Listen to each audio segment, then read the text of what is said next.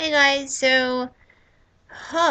man, I'm gonna tell you right now, it has been a rough week. It's Friday, you should be excited about that. I'm pretty excited about that, I think. Pretty excited about that. Cheers, motherfucker.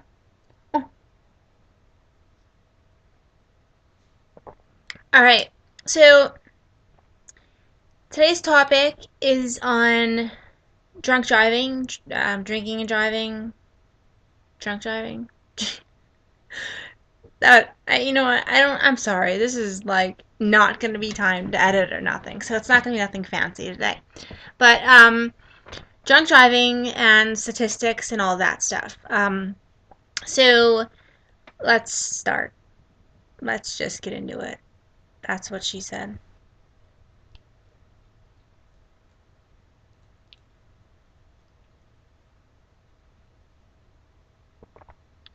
Okay. All right. So I wanted to try to make this very important video because, well, I'm wearing green because St. Patty's Day is coming on Sunday. Do I care? I'm not Irish. Well, so why are you pretending that you care? Because I'm not Irish, so I don't really care. So I wouldn't really say, kiss me, I'm Irish. I'd say, kiss me, I'm Italian. Or kiss me because I'm gay. Or just because I'm fucking awesome. Either way. So, which influenced me to make this topic because St. Patrick's Day is coming up, which is one of the biggest drinking holidays of the year, and it really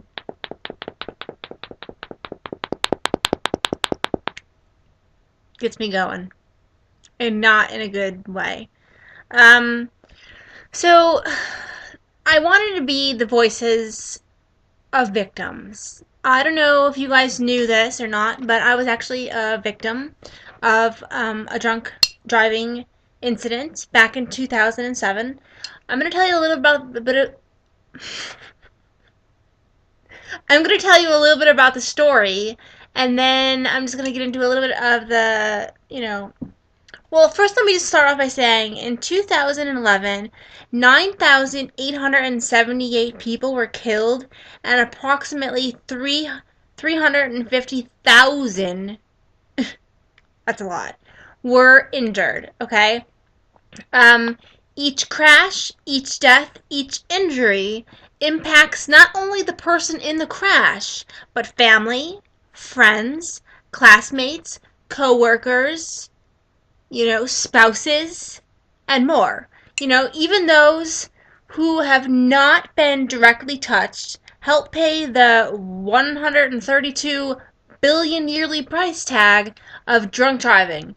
But together, I think that we can eliminate drunk driving if you want. I mean, you have to want. Like, did you actually even know that every 53 minutes on average, someone is killed in a drunk driving crash?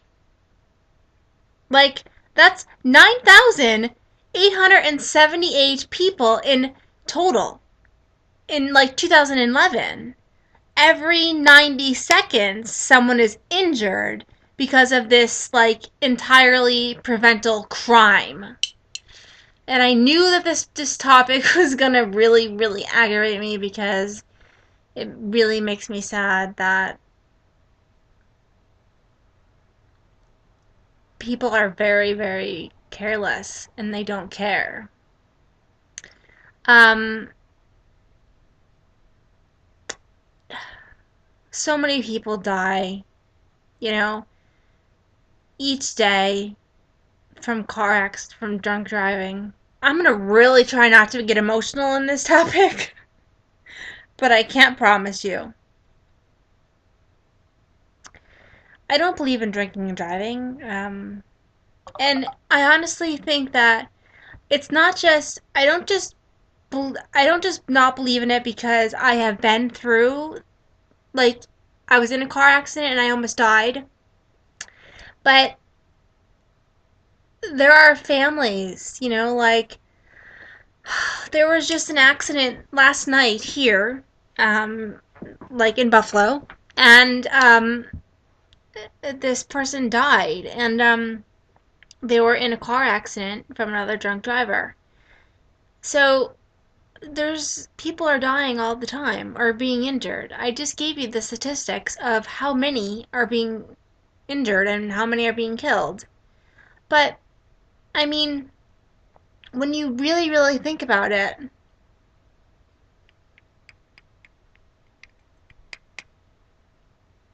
it's upsetting. This topic really makes my blood boil. I need 1 minute. Give me 1 second. Deep breath, Melissa. Deep breath. In and out. In and out. Alright, so it's getting a little dark in here because it's getting late, and yeah, it's getting late. I should have had this up already, but I'm sorry. My brain has been scatterfucked. Um, I want you guys to go to a website called MAD. It's www.madd.org, and it's about drunk driving. And you yourself can be a voice for the victims. I was scrolling through the website, and this 7-year-old kid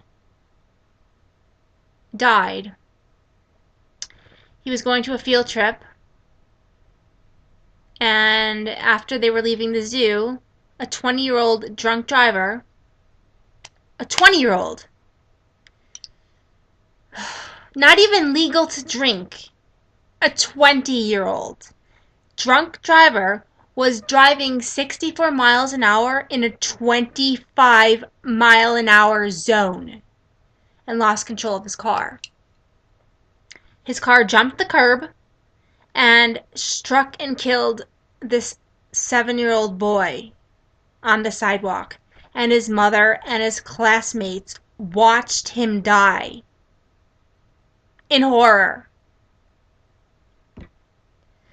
So after Luke died, Angie, who was his mom, called Mad's helpline looking for support, and she was introduced to a victim advocate who met with the family at the funeral and stuff, and she wants to be a voice for her son, and she was there for us, she said, whenever we needed her,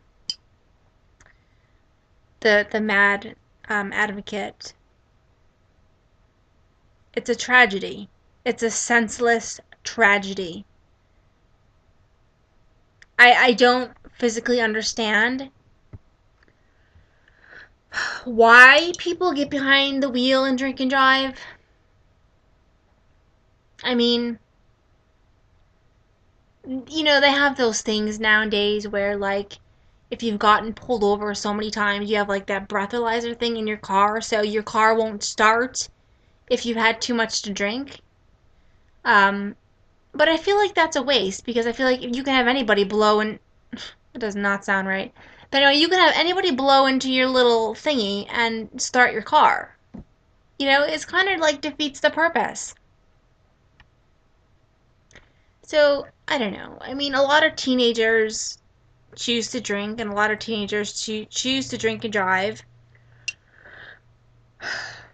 because they don't understand. A lot of teens do it for social contact, relaxation, escape. They associate alcohol use with adult behavior.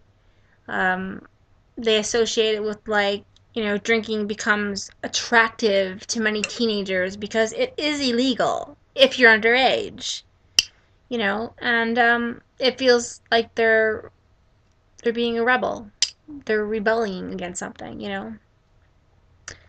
And I think it's even more sad that teenagers can get hands on alcohol because people... I'm like hearing a sound, and I'm like, is it my iPad, is it my computer, my phone, or is it my coffee? And I think it's my coffee.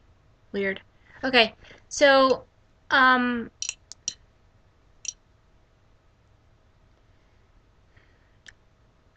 Usually they get it from friends or relatives of legal age, or they wait outside of convenience stores or places that sell alcohol, and they will pay extra.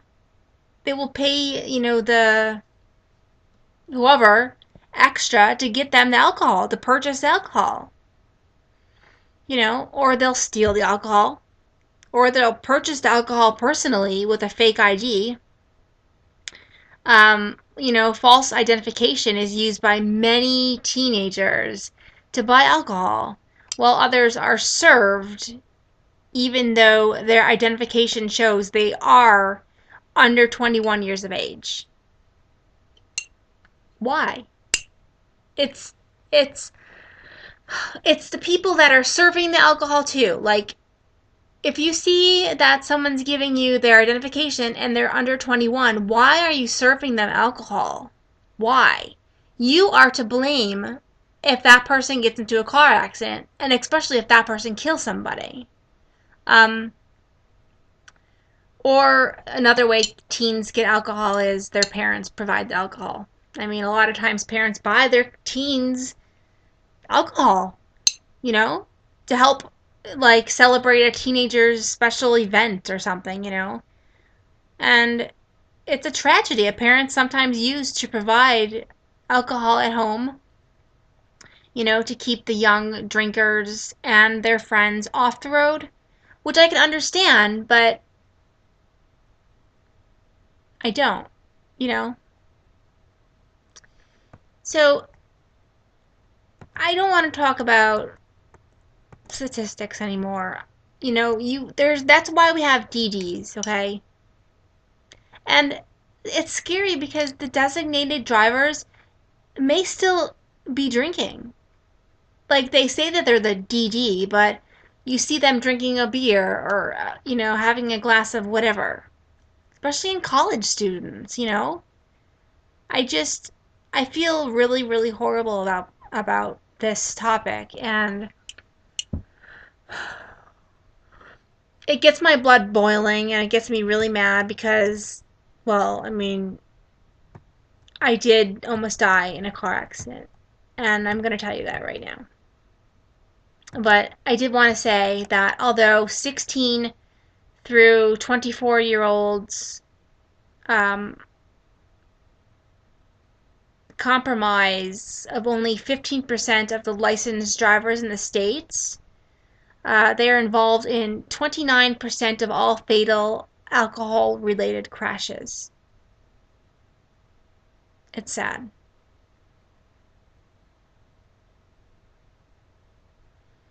Seatbelts are not worn.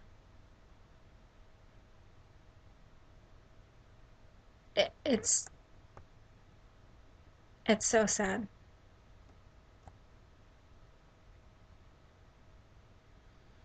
I'm not going to sit here and tell you what you should do to avoid alcohol or what you should do to set good examples for your child or for your teenagers. I'm not here to preach that. I'm just here to tell you that people should not drink and drive. And it bothers me because a lot of the times people will be like, oh, I'm fine. I only had 2 drinks and it was like 5 hours ago. I'm totally fine. But then they stumble and they're like, like all over the place. Like, bitch, you cannot drive. Your friends are fucking stupid for giving you the keys to get into the car. Like, I don't understand. So, I'm so tired. I'm so sorry. I'm not sleeping well. Anyway, so let me explain to you really fast about my car accident, and then we will end the video for today. Oh my god. Sorry, my back is killing me. Which, well, guys, I'm so sorry I keep yawning. I really cannot help it. I'm so fucking exhausted. Alright, so really fast, they have this thing that I want you guys to check out. Please, please, please, please, and spread it everywhere. Spread it like whore's legs. I don't fucking care. Please do this. It is called Lights On for Life. And what it is it's one day nationwide headlight observation in remembrance of people killed or injured in alcohol related crashes, okay? The event also serves as a reminder that law enforcement throughout the nation will especially target impaired drivers during the holiday season. Lights On for Life is sponsored by the National 3D Prevention Month Collision. Um, it's a reminder as well to make sure that you keep your vehicle headlights on during the day on Friday, December 18th. And this started in 1998, which I didn't even know about until right now. So, with that being said, check that out. Make sure your lights are on. My lights automatically go on, so I don't have to worry about that. But I still always check them. So, let me tell you a little bit about my car accident because a lot of you guys ask me what my physical symptoms and stuff are. I was in a car accident in 2007. I should have died. I shouldn't have lived. Sometimes I wonder why I lived. Either way, I was driving with an ex-girlfriend. She was driving and I was the passenger. It was raining out. It was dark. It was nighttime. It was around 7 o'clock. We were driving and we were in the fast lane getting ready to turn into the turning lane. All of a sudden, the guy in front of us stops. So we're like this. Okay, so like, this guy stops. Okay, so we're like right here. Like we're just waiting. Like, what are you doing? Like, why are you stopped? So we're both stopped completely, right? All of a sudden, say this is me. No, we'll just say this is me. But this other car's right here, okay? So all of a sudden, we are stopped at a full stop. We're not moving. All of a sudden, 65 miles an hour, 65 miles an hour, a drunk driver came and hit us from behind like this. Whoosh, bam! And we hit the other car in front of us. We basically were sandwiched. It took like 8 or 9 paramedics to get me out of the car, and it was a Blazer that my ex was driving. And so sorry, I keep yawning. I should have died. I remember it. Everybody always asks me, "Do you remember what happened?" And it's weird because I remember a little bit. Like I remember hearing them ask me questions. I remember I was bleeding like really bad in through here. Um, I had a concussion and my foot was like this. My foot was basically like jabbed and it was stuck. So my car door was completely smushed in and I was smushed in with it. And everybody asks me what happened to the drunk guy. Well, he got put into a cop car, I guess. I wasn't conscious really, so I didn't know, but my friends and my family told me. But he basically got a slap on the wrist. Okay?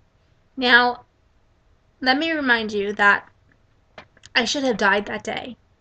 They didn't even think I was going to live. I had internal bleeding, all kinds of stuff. Okay? So I really probably shouldn't have even lived. But um what I suffer from now, I have a bulging disc in my neck that's like right back here, and it actually sticks out. It's like that big. So I have a bulging disc in my neck. I have a pinched nerve in my elbow right here. I have carpal tunnel in here. Um, Bulging disc, carpal tunnel. I have 2 nerve conditions, and then I have it's hard to pronounce. The first nerve condition is called Guillain-Barré syndrome, and that will come and go throughout my life. Basically, my nerves and my muscles kind of seize up and I can't move. The other nerve condition is called mononucleus multiplex disorder.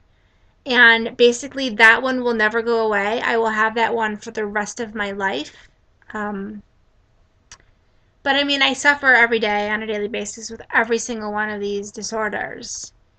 Um, and I didn't choose this. I didn't ask for this. You know, it's sad because I can never fully live the life I want to live. Um, I used to snowboard. I used to skateboard. I used to do a lot of things that I can't do as much as I used to do because of my nerve conditions. Basically, what happens with my nerve conditions is like, you know how like if you would get like a Charlie horse in your leg or like in your calf in the middle of the night and you like literally like sit up and you hold your leg because you can't move. That's kind of what happens to every part of my body, but 20 times over, 20 times worse than like that. Um, so I've been hospitalized several times for it because my body can't function normally. So it's hard, and you know, like I have to remind myself every day that I'm a fighting survivor, and everything that I've been through in life, I've fought, and I'm a survivor. Although sometimes I really don't feel as if I've survived anything. Because everybody asks then too, did you sue the guy? Of course. Of course I did. But let me ask you something. If somebody said to you, here's blah blah blah money, however, I'm not going to obviously tell you guys how much I sued this guy for and how much I won, but would you rather have that money that will not last you a lifetime? Okay. Would you rather have that money, or would you rather have your health and be able to do the things that you love to do and live a good life? You know, enjoy the things that you do. Um, I ask that to everybody because they're like, oh, well, at least you made out good. No, I didn't. Because if I made out good, to me, making out good of that car accident would have been to be able to get out of that car with maybe a scratch and nothing more on me. Unfortunately, that's not what happened, and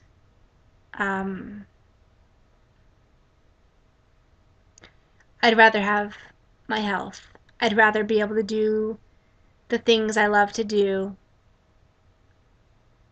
I would trade my health for all the money in the world because that money's gone. I mean, it wasn't something I could live off of for the rest of my life. So I do truly hope that this video has helped you in some way. If you have been in a car accident, know that you're not alone, and especially if you suffer physical symptoms every single day because you have disorders or syndromes because of it, just know that there are other people going through it, like me, and probably a million other people. I gave you the statistics in the beginning of this video. A lot of people get injured. Lucky for me, yeah, I was injured, but at least I didn't die. So, could have, and I almost did, but I didn't. I got severely injured.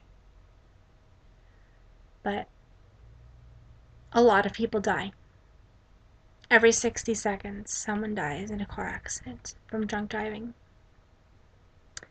And it always really upsets me because not too long ago, I read about this kid that drove drunk and he killed a whole family besides the father. So this guy lost his wife, his 2 kids, and his wife was pregnant. So basically he lost his wife and his 3 kids because his wife was pregnant with their 3rd child. And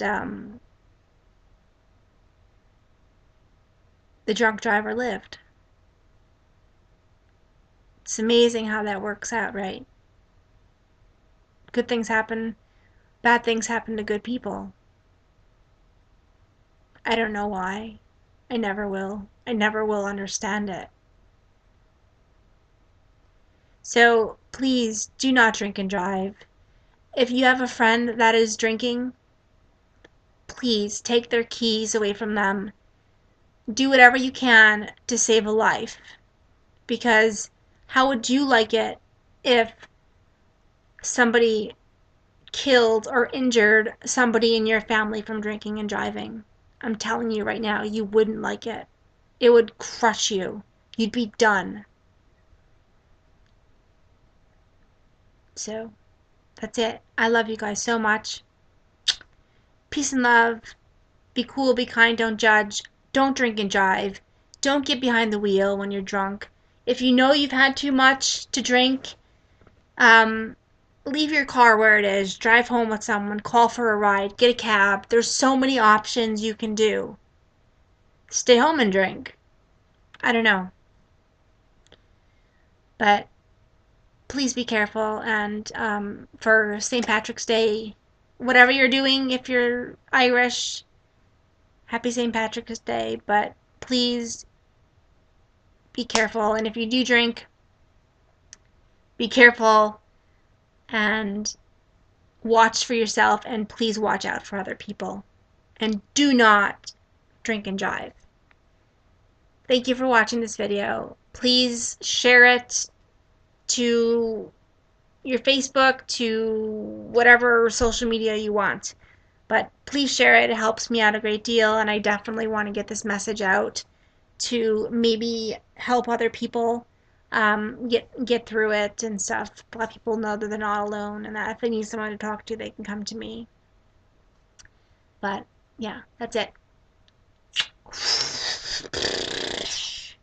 I love you guys so much, and have a good weekend, and have a good St. Patrick's Day, but please be safe. I gotta go. I'm out. My people need me.